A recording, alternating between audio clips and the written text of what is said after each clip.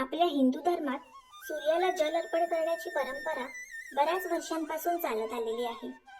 पण यामागचा हेतू आणि कारण तुम्हाला माहीत आहे का? हे फक्त एक धार्मिक कर्म आहे की यामागे सखोल शास्त्र, विज्ञान आणि जीवनशैलीचं रहस्य दडलेलं आहे?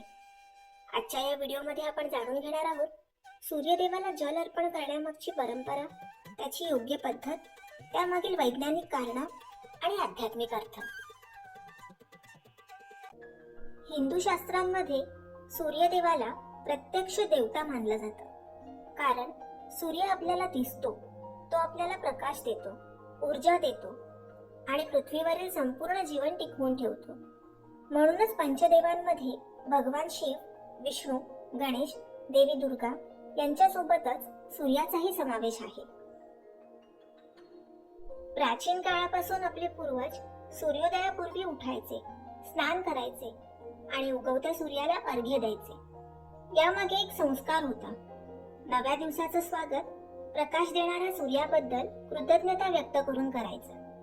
म्हणूनच शास्त्रांमध्ये म्हटलं आहे, सूर्याला अर्घ्य दिल्याशिवाय अन्न ग्रहण करू नये. आता प्रश्न येतो, याचा आरोग्याशी काय संबंध?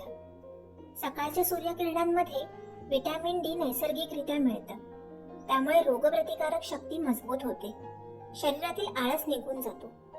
सकाळी लवकर उठल्यामुळे पचनसंस्था सुधारते, झोपेचं चक्र व्यवस्थित होतं, डोळ्यांवर आणि मनावर सकारात्मक परिणाम होतो. आजही विज्ञान हे मान्य करतं की प्रभातकालीन सूर्यकिरण अनेक जंतूंना नष्ट करतात. सूर्याला अर्घ्य देताना आपलं मन शांत होतं, विचारांमध्ये स्थिरता येते, आत्मविश्वास वाढतो. कारण आपण दिवसाची सुरुवातच शांत, कृतज्ञ आणि सकारात्मक भावनेने करतो. यामुळे दिवसभर चिडचिड कमी होते, निर्णय क्षमता वाढते आणि एकाग्रता सुधारते. अध्यात्माच्या दृष्टीने सूर्य म्हणजे आत्मा, तेज, चेतना. सूर्याला जल अर्पण करणं म्हणजे आपल्या अहंकाराचं विसर्जन आणि ईश्वरापुढे नम्र होणं. वेदांमध्ये अलंकारिक भाषेत सांगितलं आहे की सूर्याला दिलेलं अर्घ्य वज्र बनून असुरांचा नाश करतं. इथे असुर म्हणजे आजार, नकारात्मक विचार, आळस आणि अज्ञान.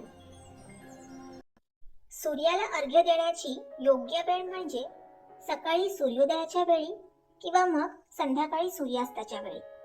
आणि त्याची योग्य दिशा आहे, जर सकाळी देणार असाल तर पूर्वेकडे तोंड करून, आणि जर संध्याकाळी देणार असाल तर पश्चिमेकडे तोंड करून.